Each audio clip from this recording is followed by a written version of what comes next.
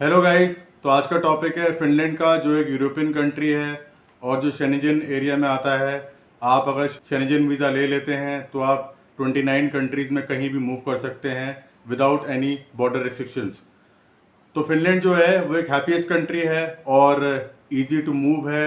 आपके पास बहुत सारे ऑप्शन हैं। अगर आप फिनलैंड मूव करना चाहते हैं, you have the option of startup visa programme and you have also an option of study visa. Startup visa में आपको 2 साल का रेजिडेंस आपको प्रोवाइड हो जाता है और उसको आप फर्दर एक्सटेंड करा सकते हैं और बाद में जाके अपने फैमिली को भी वहाँ पे आप मूव कर सकते हैं इस वीज़ा पे, और फाइनली आप इस वीज़ा पे सेटल भी हो सकते हैं। अगर किसी एक फैमिली मेंबर को भी रेजिडेंस परमिट मिल गया तो बाकी के फैमिली मेंबर भी उनको ज्वाइन कर सकते हैं ऑन फैमिली वीज़ा। आज का जो टॉपिक है वो है सिटीजनशिप चेंजेस। फिनलैंड ने कुछ सिटीजनशिप लेने के लिए कुछ चेंजेस किए हैं स्टार्टिंग फ्रॉम 1 अक्टूबर, जिसमें कि रेजिडेंसी रिक्वायरमेंट को इंक्रीज कर दिया है। पहले 5 इयर्स था, उसको बढ़ा के 8 साल कर दिया है, प्लस लैंग्वेज प्रोफिशिएंसी की रिक्वायरमेंट भी कुछ डाली है।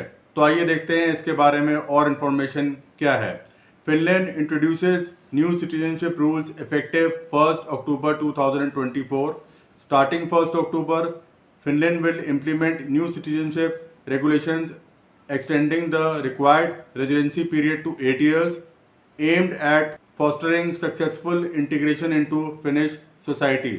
Strong emphasis on language proficiency and long-term residency is taken into consideration. Let's see the key changes. तो की चेंजेस देखते हैं कि क्या हुए हैं सिटीजनशिप के लिए। लॉन्गर रेजिडेंसी पीरियड, जैसे कि मैंने आपको पहले बताया है कि अब आपको जो रेजिडेंस पीरियड है वो 5 ईयर्स से आपका 8 ईयर्स हो गया है सिटीजनशिप अप्लाई करने के लिए। सिर्फ वो पीरियड काउंट होगा जिसमें आप रेजिडेंस परमिट पे वहाँ पे रह रहे हैं, सिर्फ वो पीरियड ही काउंट होगा। और पीरियड जैसे किसी और वीज़ा पे आप वहाँ पे हैं या असाइलम पे हैं तो वो काउंट नहीं होगा। Language proficiency benefit. Applicants who demonstrate sufficient language proficiency can benefit from a reduced residency period. Instead of waiting for 8 years, those meeting the language requirements will be eligible to apply for citizenship after 5 years of residency.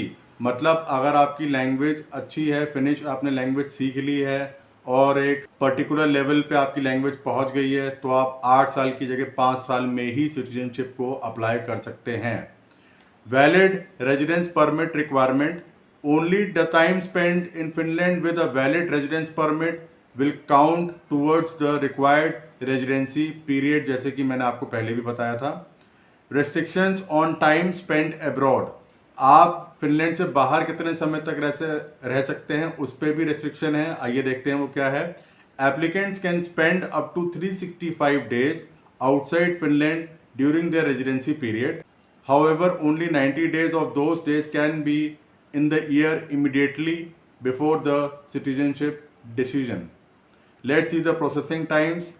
Currently, the Finnish Immigration Service is handling a backlog of approx 28,000 pending citizenship application with processing time ranging from 9 to 31 months. The Immigration Service aims to reduce processing time to 1 year from 2027. तो आने वाले समय में जो processing time है citizenship applications का वो 1 साल होने वाला है स्टार्टिंग फ्रॉम 2027। तो अगर आपको स्टार्टअप वीज़ा अप्लाई करना है या स्टडी वीज़ा के बारे में कोई इन्फॉर्मेशन चाहिए या और कंट्रीज़ में यूरोप के बारे में इन्फॉर्मेशन चाहिए, you can comment in comment section. Thanks for watching.